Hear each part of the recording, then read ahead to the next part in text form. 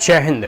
आइए अभी हम UPSC civil services political science और इंटरनेशनल रिलेशन वैकल्पिक विषय का जो है हम क्वेश्चन पेपर समझने का प्रयास करेंगे और क्वेश्चन को पढ़कर समझने का प्रयास करेंगे कि अब तक राजनीति शास्त्र और अंतर्राष्ट्रीय संबंध में किस प्रकार के प्रश्न पूछे गए हैं। तो यह प्रश्न है 1991 का, पेपर 2 है, सेक्शन बी है, क्वेश्चन नंबर 1, 2, 3, 4 हम चारों पढ़ेंगे। लेकिन क्वेश्चन नंबर 1 के अंतर्गत जो है A, B, C and D एन 4 प्रश्न हैं। इनकिन्हीं 4 प्रश्नों में हमें 3 प्रश्नों के उत्तर देने हैं, ठीक है, 200 शब्दों की शब्द सीमा के अंतर्गत। तो आइए हम पहले क्वेश्चन नंबर 1 पढ़ लेते हैं, ठीक है। Comment on any 3 of the following in 200 words etch, ठीक है, 200 शब्दों की शब्द सीमा के अंतर्गत हमें यह प्रश्नों के उत्तर देने हैं। पहला है 1A, impact on nuclear weapons on international relation. देखो, जो न्यूक्लियर वेपन्स होते हैं, जो परमाणु कह सकते हो कि शस्त्र होते हैं, इन परमाणु और अणुशस्त्रों का अंतर्राष्ट्रीय संबंध पर क्या प्रभाव पड़ा है, इसके बारे में आपको लिखना है, कमेंट करना है। स्वाभाविक सी बात है, जो देश परमाणु संपन्नशाली है उस देश पर कोई भी देश जो है चाहे कितना ही ताकतवर क्यों ना हो उस पर आक्रमण करने से डरता है। दो देशों में अगर परमाणु संपन्न है तो दोनों में बैलेंस ऑफ पावर बना रहेगा, ठीक है। तो उसका क्या इम्पैक्ट पड़ा, तो अंतर्राष्ट्रीय संबंध में इसका बहुत बड़ा इम्पैक्ट है। और जब भी आप देखोगे तो एनपीटी वगैरह हो गया, या किस प्रकार से भारत की पॉलिसी क्या है, न्यूक्लियर पॉलिसी कि क्यों भारत जो है इसका परीक्षण किया है, ये सब सारी चीज़ें हैं। अब है दूसरा है 1B, ये देखो इंडो पाकिस्तान से संबंधित है, इंडस वाटर ट्रीटी, ठीक है।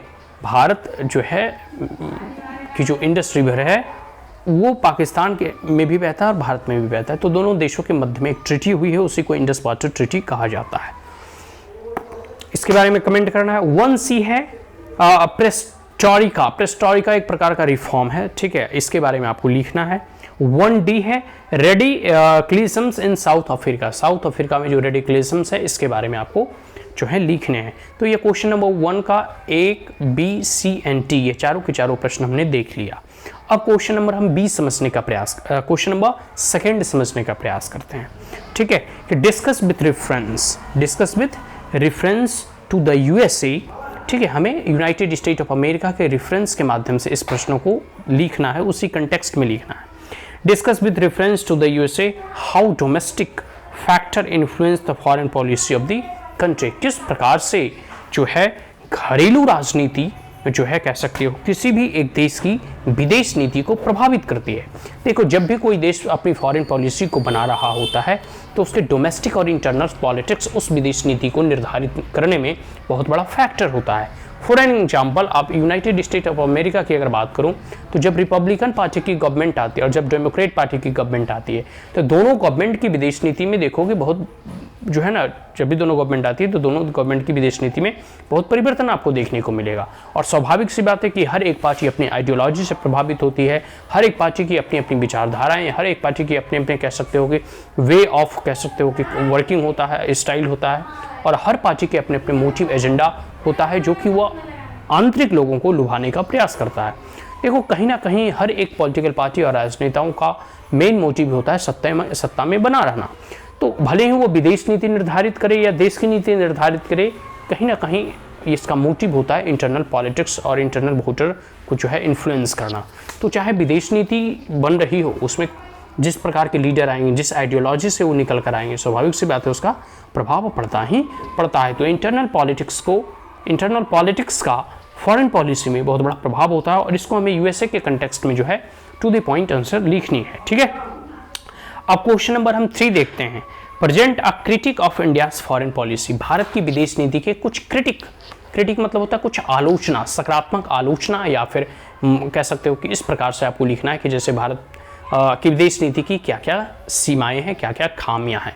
देखो, हर चीज़ का कुछ ना कुछ प्रोज होता है, कुछ ना कुछ कॉन्स होता है, हर चीज़ के कुछ ना कुछ सकारात्मक पहलू होते हैं, कुछ ना कुछ नकारात्मक पहलू होता है। तो अब तक मतलब आज़ादी के उपरांत से अब तक भारत की जो विदेश नीति रही है डिफरेंट गवर्नमेंट की, डिफरेंट आइडियोलॉजी की गवर्नमेंट की, तो उन सभी में जो है फेज वाइज, जैसे नेहरू के शासनकाल में, इंदिरा गांधी के शासनकाल में, नरसिम्हा राव के शासनकाल में, और मनमोहन सिंह, और फिर अटल जी, और इधर आपका जो है कह सकते हो नरेंद्र मोदी का भी 10 साल होने जा रहा है। तो इन सभी लोगों की अपनी एक विदेश नीति हुई है और इन सभी की विदेश नीतियों में कुछ अच्छाइयाँ भी हैं, बहुत अच्छाइयाँ हैं, तो कुछ ना कुछ तो लूफोल्स होते ही हैं, ठीक है ठीक है।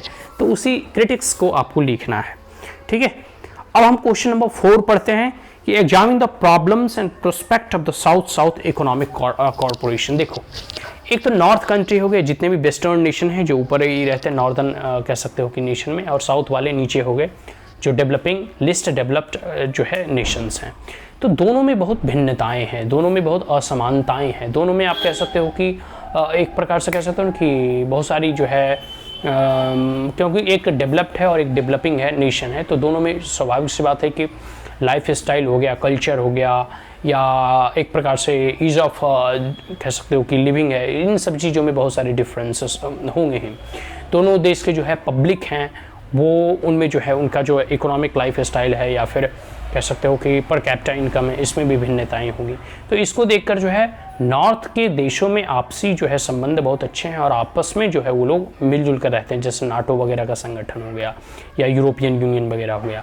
तो साउथ के देशों को लगा कि चलो भाई हम लोग भी लिस्ट डेवलपिंग कंट्री हैं, या सबका ऑब्जेक्टिव यही है कि हमें डेवलप्ड करना है अपने देशों को, तो क्योंकि हमारे गोल और उद्देश्य एक है, ड्रीम एक है, तो जितने भी साउदर्न नेशन हैं वो मिलकर कॉरपोरेशन एक जो है संगठन एक प्रकार से चलाएं और संगठित होकर जो है कार्य करें। वही बातें इसमें कही जा रही है कि examine the problems and prospect of south economic corporation.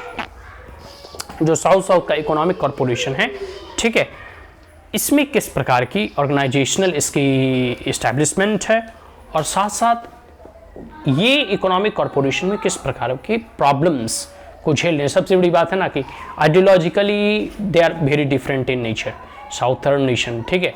फिर इथनिक राइवलरीज बहुत कह सकते होते हैं, फिर पॉलिटिकल डिस्टेबिलिटी है, कह सकते हो कि डेमोक्रेटिक फॉर्म ऑफ गवर्नमेंट है। जैसे भारत वगैरह में तो डेमोक्रेटिक सक्सेसफुल है, लेकिन अदर नेशन जैसे म्यांमार, पाकिस्तान, ये सब डेमोक्रेटिक नेशन नहीं है, कई बार जो है फेलियर्स हुए हैं। तो ये सब सारी चीज़ें हैं, तो ये सब बहुत सारे, फिर इथनिक कह सकते हो वायलेंस वगैरह बहुत होता है, कम्युनल वायलेंसेस वगैरह बहुत होते हैं। रिसोर्सेज की कमी नहीं है बट टेक्नोलॉजी और इनोवेशन की कमी है। तो इन इकोनॉमिक कॉरपोरेशन के प्रोस्पेक्ट एंड प्रॉब्लम बहुत सारी चीज़ कह सकते हो है। फिर ओवर पॉपुलेटेड है, लिस्ट रिसोर्सेज हैं, बहुत सारी ऐसी चीज़ें हैं जिसके जो कह सकते हैं साउदर्न नेशन के जो है आप कह सकते हो प्रॉब्लम्स को गिना सकते हो। सो आज के लिए इतना ही। हमने क्वेश्चन नंबर सेक्शन बी का UPSC civil services 1991 political science international relation option subject section B question number 1, 2, 3 and 4, ठीक है। हमने चारों क्वेश्चन को समझने का प्रयास किया। So that's all, thank you, have a great day, जय हिंद।